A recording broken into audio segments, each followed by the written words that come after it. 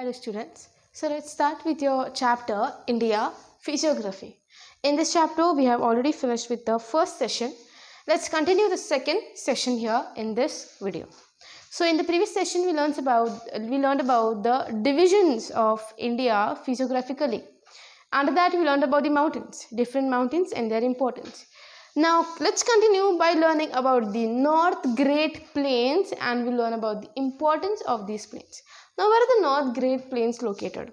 If this is the northern part of India, I'm not very good at drawing, just the rough northern part of India, north. Okay, this is northern part of India. In this, the plains will be in this region, just below the mountains. This is the plain here. These are the mountains here in the edge, you know that. Then just below the mountains, you have the plains there. Those plains are called the North Great Plains. Now there are special features about these plains. First of all, we learn about where exactly it is located. Okay, and different features about the plain. So where exactly are these North Great Plains located? They are located between the Himalayas and the Peninsula Plateau. Between Himalayas and Peninsular Plateau.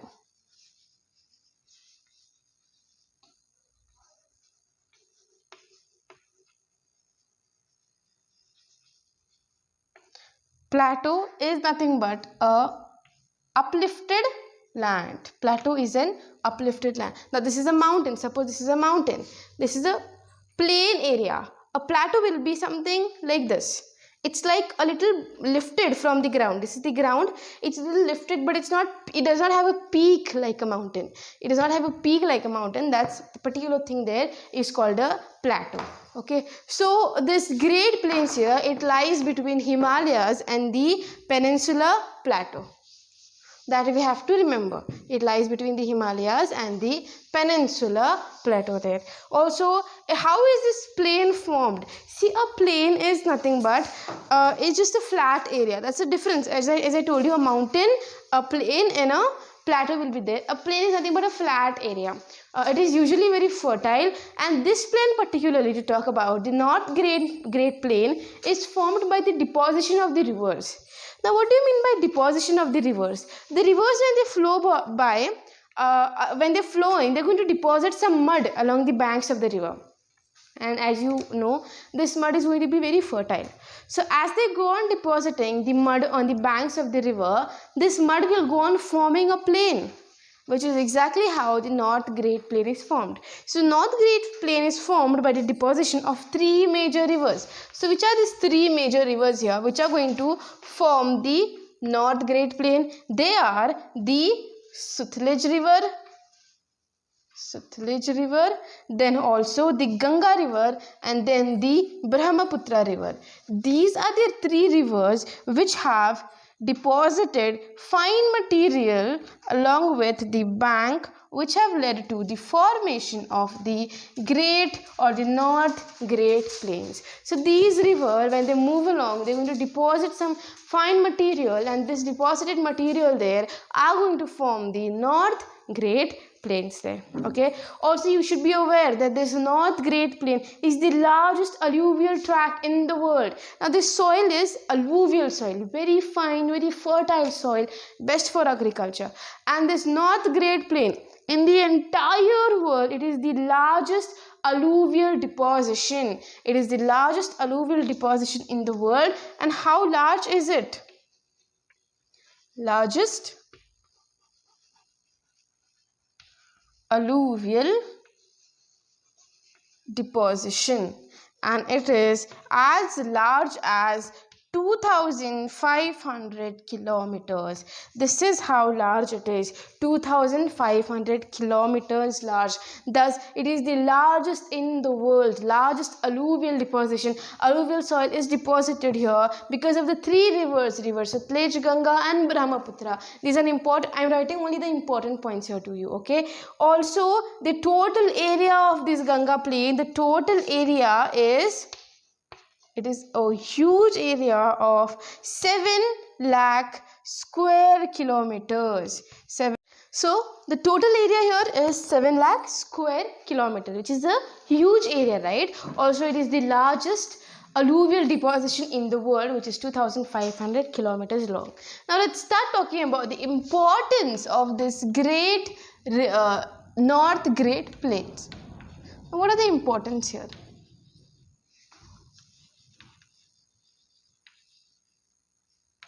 What are the importance? The first importance is that obviously because it is alluvial soil, very fine and best quality, and it is best for agriculture. It is best for agriculture.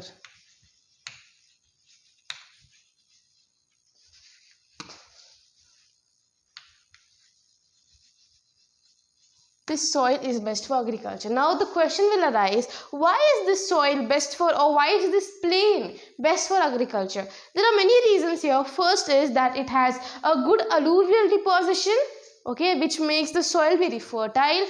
Apart from that, it is nearby the great rivers Sutlej, Ganga and Brahmaputra, and therefore there is no shortage of water. These are perennial rivers. Perennial meaning they will always flow. Throughout the year they will flow. They are never going to dry. Is river Ganga going to dry anytime, or river Brahmaputra? No. They are continuously flowing rivers. They are called perennial rivers. Okay. So because of these perennial rivers, there is continuous availability of water there. And continuous availability of water is also another factor which helps in agriculture. That's why these plains, the North Great Plains, are best used for agriculture. Apart from that, they are also used for transport, for all kind of transport. They are used for all kind of transport. It will include roadways and railways. Now here, roadways can be easily built on this plain because it is not very rocky. It does not have any ups and downs. It does not have any mountains. It is just a plain area. So any roadway, and similarly any railway tracks can be easily laid in this place. It is not difficult to build any roadway or railway in this place. That's why the transport of this place is very best, you can say, for transportation or any medium of communication or medium of transport. This North Great Plains are best for that reason. That is another importance of these plains. Next importance is that it is used for various purposes such as industrialization. I'll explain each word to you. Industrialization, urbanization,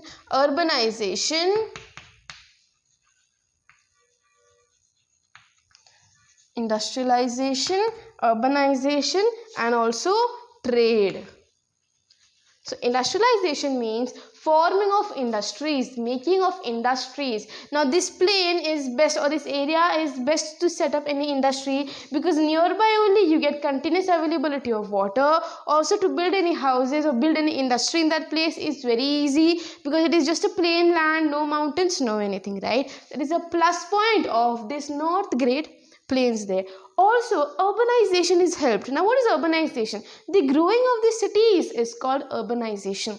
More and more people will move from the villages to the towns, and thus the towns are going to get created into an urbanization place. So basically building of more and more houses, increasing of the population, making of the cities is called urbanization there. So why will this place have more urbanization? Again the same reasons: good availability of water, there is good transport there, also it is good for agriculture.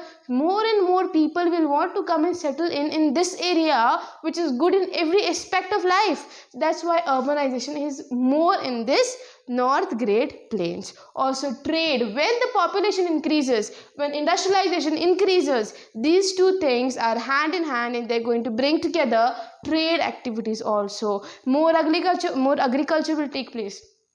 Because there are more industries, more production of goods are going to take place there. When more and more goods are produced, what will happen? Obviously they're going to sell the goods, right? They're going to sell the goods, and selling and buying is nothing but trade activity there. So trade is also formed because of this industrialization and urbanization, and together they are the importance of the North Great Plains there. So you understood industrialization and urbanization. What are these words? They are important words, and they together will lead to trade activity. The last importance here is pilgrimage place. It forms a pilgrims or pilgrimage place. Pilgrims, see these rivers, particularly talking about river Ganga, it is considered to be a holy river, right? So people will go and visit that river as a pilgrimage place. Pilgrimage is a holy place where at least in once in a lifetime you have to go and visit. That's a pilgrimage, right? So many people will come and visit river Ganga, and that's why this place, the North Great Plains, has become the area of pilgrims or pilgrimage.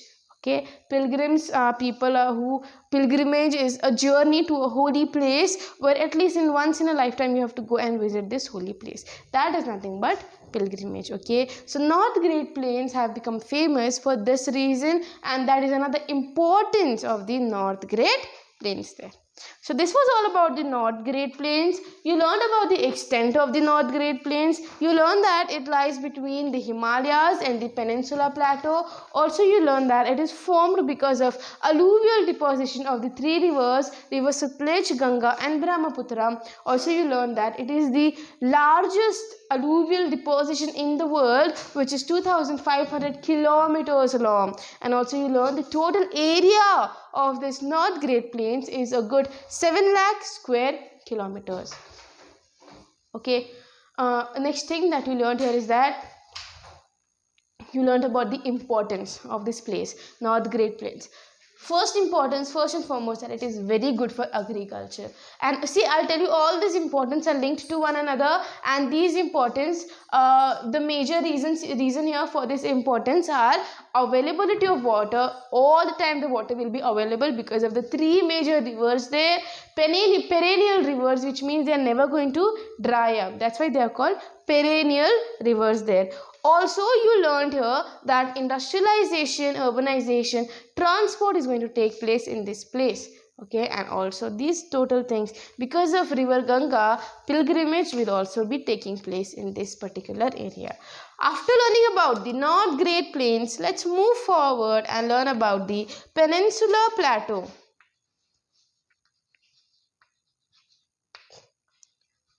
Peninsular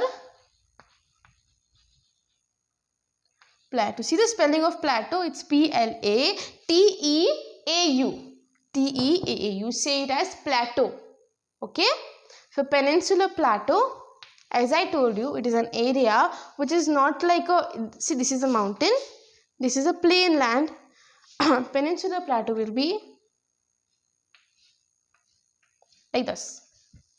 So on the plain land only there will be some lifted land, lifted area, but it is not a mountain. Even this is the lifted area, but this is a mountain and this is the plateau. So this is the difference between the mountain and the plateau here. So in India also we have different plateaus, particularly we talk about the Peninsula Plateau here that we have in India. And Peninsula Plateau is the largest division of physical divisions of India. Now I told you India is physically divided into mountains, plains, plateaus, coastal areas, right? Out of all these, this Peninsula Plateau is the largest area. And where is this Peninsula Plateau lying?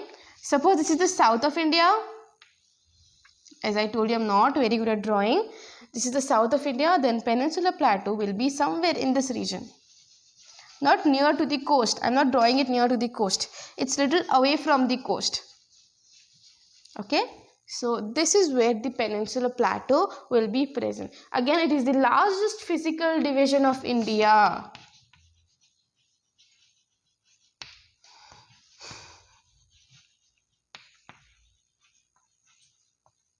Division of India. And also the total area of this Peninsula Plateau here is 16 lakh square kilometers. Area is measured in square kilometers, right? You've learned this in maths. So total area is 16 lakh square kilometers, and there are different areas. It's starting from starting point, ending point. See the last point here, you see the last point, it reaches up to Kanyakumari. Kanyakumari is the southmost apex. Apex meaning end, tip. Southmost apex is Kanyakumari. Kanyakumari is a place which is in the south of India, and in that place only is the southernmost apex of the peninsular plateau there. Kumari. Okay, so these were the basic things here that we learned about the Peninsular Plateau. Now also one more thing we have to learn here is that in the Peninsular Plateau itself, we have different hills and different plateaus here. This whole, I told you this is the largest physical division. So in this division itself, we have further divisions. It is divided into some hills and some mountains. So we learn about all of them now in detail. Some hills and some mountains are there. So one by one we'll learn. First of all, we have this Aravalli Hill here in this Peninsula Plateau. Aravalli Hill.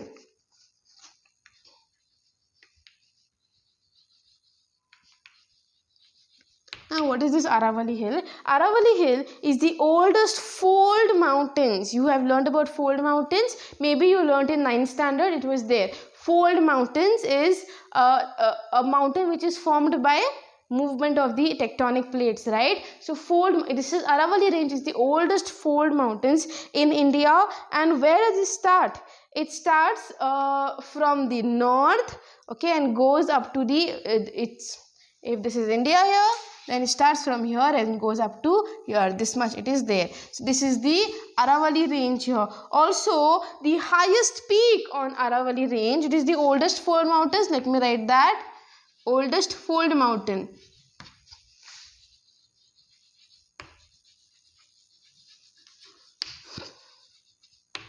Okay, then also the highest peak here in this mountain, you have to know about that highest peak, and you have to know the measurement of the peak also. Highest peak here is Guru Shikhar.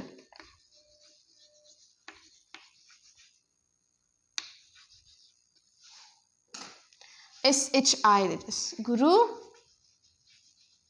Shikhar, whose height is 1772 meters. This is the height of the highest peak in the Aravalli Hills there. Aravalli Hills, where it is present? Aravalli Hills is present in the Peninsula Plateau. And in the Aravalli Hills, first of all, we should know that it is the oldest fold mountain. Aravalli Hills is the oldest fold mountain. Also, the highest peak in Aravalli Hills is Guru Shikhara, 1772 meters. Second thing that is there, or second hill that is there here is Vindhyan range.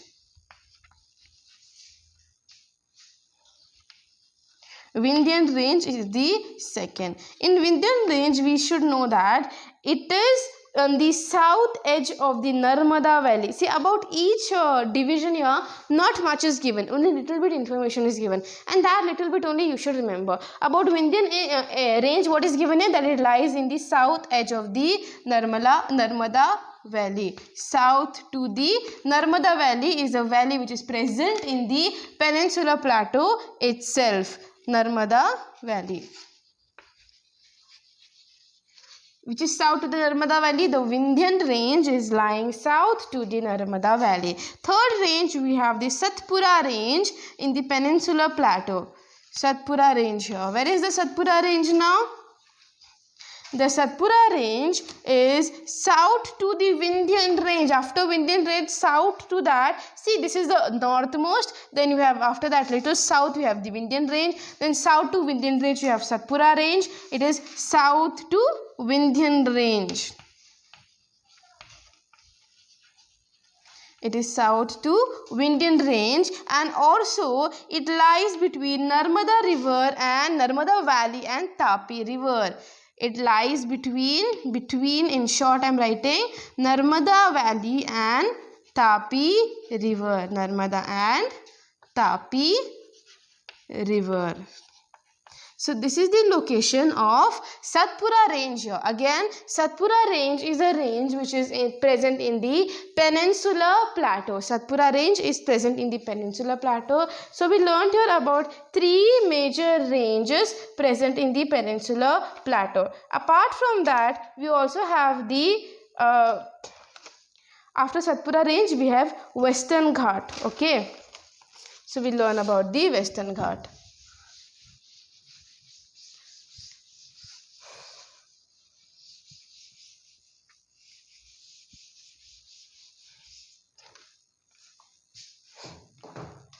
Now the Western Ghats, they are the continuous mountains which are parallel to the west coast of India. Western Ghats. Western Ghats are parallel, continuous they are. That is the first point. Continuous, and also they are parallel to the west coast of India. Parallel to west coast, the western side of India. This is the most important feature. See, you have Western Ghats and the Eastern Ghats. The major difference here between Western Ghat and Eastern Ghat is that Western Ghat is continuous and parallel to western coast. Eastern Ghat is not continuous and it is parallel to the eastern coast. That is the major difference there between the two. Also, the Western Ghat will be lying from Tapi Valley to Kanyakumari. It is extending from Tapi Valley. Tapi Valley is the valley formed by the Tapi river. Tapi Valley to Kanyakumari. Valley is nothing but nearby the river this place will be formed. Okay, so the Western Ghat will lie from Tapi Valley till last southmost point is Kanyakumari. Kanyakumari will be the south point here, whereas Tapi Valley is going to be the north point here. Okay, from north to south it will extend. North is Tapi Valley, south is Kanyakumari. Okay, let's move forward and learn the other points. These Western Ghats are also known as Sahyadris. They are also called Sahyadris.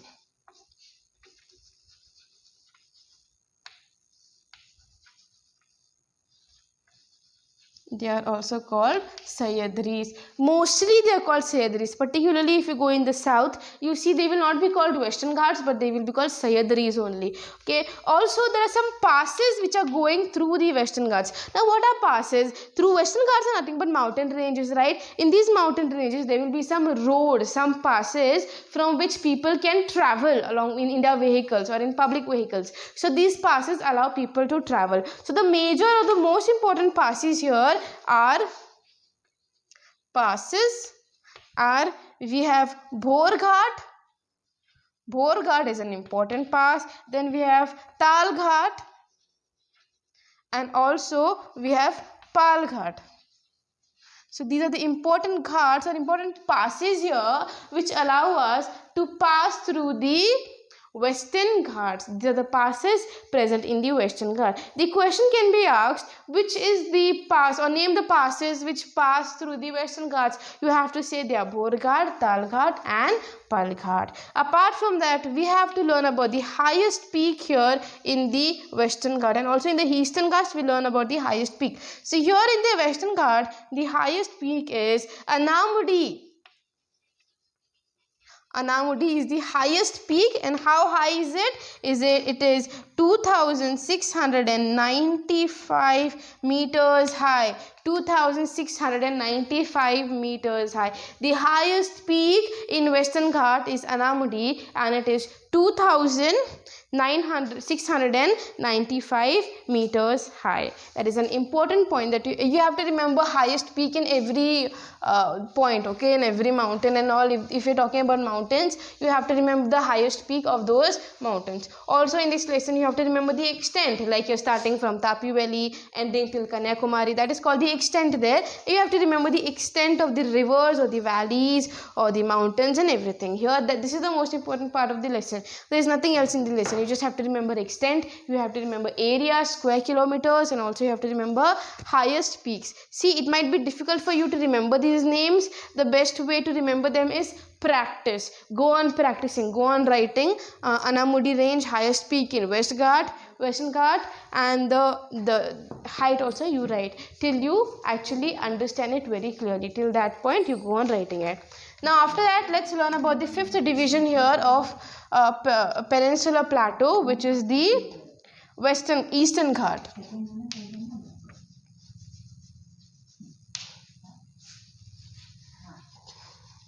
Now what do you learn about the Eastern Ghat? As I told you, Eastern Ghat is just the opposite of Western Ghat. Western Ghat is continuous, whereas Eastern Ghat is not continuous. It is not continuous mountains. It has some breaks Western Ghat is continuously mountains like this. Eastern Ghat is, it has some breaks. That is how you show Western and Eastern Ghat. This is Western, this is Eastern Ghat. Also it will lie parallel to the eastern coast.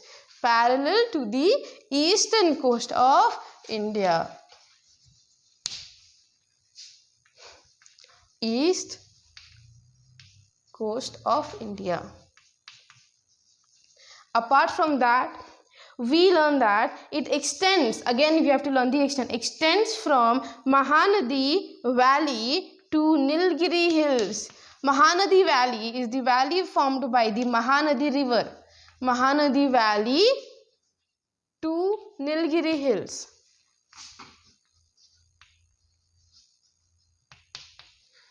This is the extent of the Eastern Ghats here. It extends, first of all, most important point, it is not continuous and it is parallel to the east coast of India. Second important point, it is the extent, or it extends from Mahanadi in the north to Nilgiri Hills in the south. Okay, next important point we have to learn here is the highest peak. Now, which is the highest peak here in the eastern coast? Highest peak here in the eastern coast is Armakonda.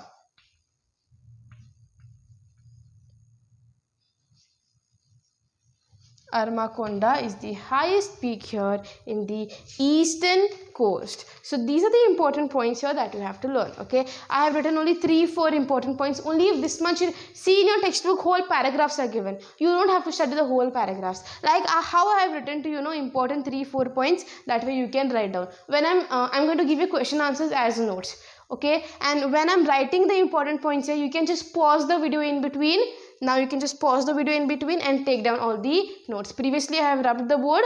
Before that you can pause the video and take down all the notes. If you do want to study from textbook, if you want notes, short notes are here only on the board, whereas question answers will be given to you as notes format, as PDF format on WhatsApp.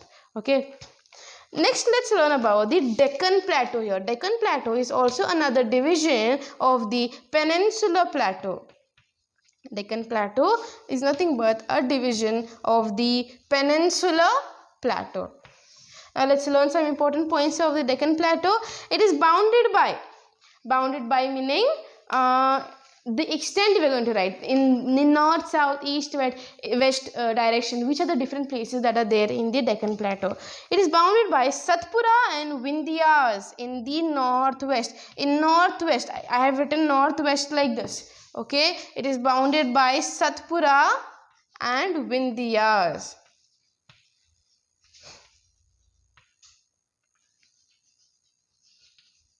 Or Vindhyan mountains, Vindhyan range, or Vindhyas you can say. Also in the west you have the Western Ghat. In the west you have the Western Ghat, and in the east you have the Eastern Ghat.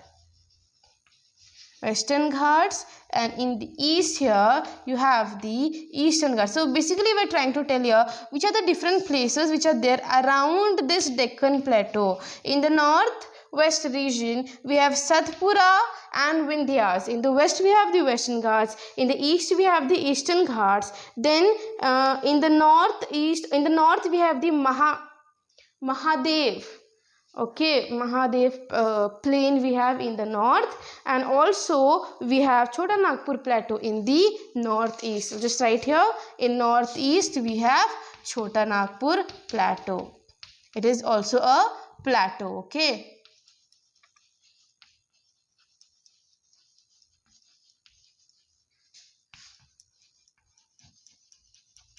Chota Nagpur Plateau in the northeast. So these are the different regions which are going to bound the Deccan Plateau there. In the northwest we have Satpura and Vindhyas. In the west we have Western Ghats. In the east we have Eastern Ghats, and also in the northeast we have the Chota Nagpur Plateau. So this is all about the Deccan Plateau that we learn here. So with this we end up with the Peninsula Plateau also. In Peninsula Plateau, totally we had 6 divisions. About each division, we learned about some 2 or 3 points about each division. Whereas about Western and Eastern Ghat, we learned more in detail and they are important also. After this, let's move forward and talk about the importance of the Peninsula Plateau. Importance of the Peninsula Plateau here. So which are the major importance? First of all, we get a lot of minerals because of these plateau. A lot of mining activity will be taking place in this plateau. You know what is mining activity, right? Extraction of minerals from the ground, from the soil. That is the mining activity. Ore, iron ore, any kind of ore will be found in these mines, and those are minerals which are useful for every aspect of human life. So all these minerals, they might be gold, silver, they might be iron, they might be copper, anything. These kind of minerals are found mostly in this Peninsula Plateau region. Also, this plateau region has thick forest here, which is another important thing. Why is thick forest important? If you use your common sense, thick forest is very beneficial in every aspect, because it's going to provide you, it's going to first of all alter the rainfall. Where there is forest, no, that place is going to have more rainfall. You are aware of that, right? You learned that in science. So thick forest is important. Also, it is going to give you good wood for to make furniture, wood for fuel, or wood to make paper. All this kind of wood will be available here in this thick forest. That is another importance here of the thick forest. Also, this thick forest is going to influence the southwest monsoon. The thick forest will influence southwest monsoon.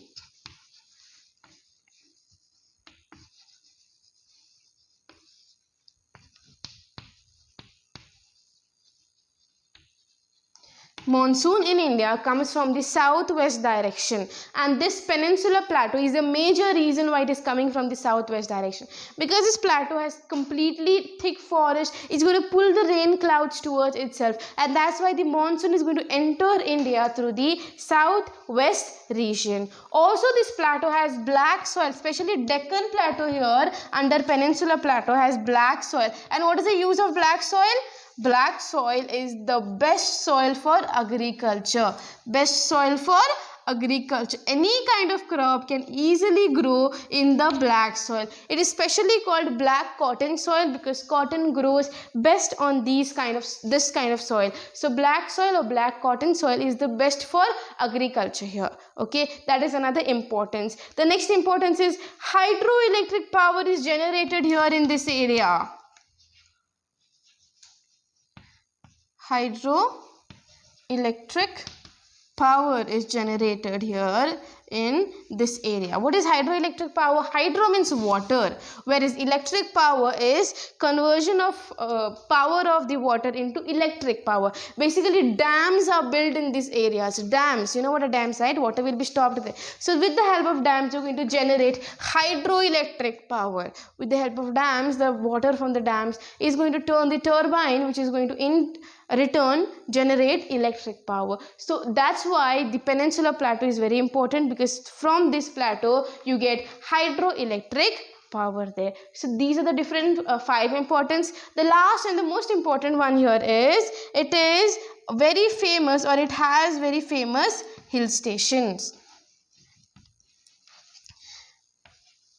Because it is a thick forest area, so that's why the mountains and all will be here, and it will have a very famous hills, or not only one famous hill station, but it has n number of famous hill stations there. People will want to go to this Peninsula Plateau for their holidays, because hill stations in this area are very, very beautiful, and that's why it is a very famous tourist spot. This hill stations, they're going to attract tourists to themselves. So that's why it is a very famous tourist spot there. So these are the different importance of the Peninsula Plateau here. The next after this, we're going to learn about the coastal areas of India. Okay, that will be in the next session. So with this, we end up your second session. Thank you for watching, class. Have a nice day.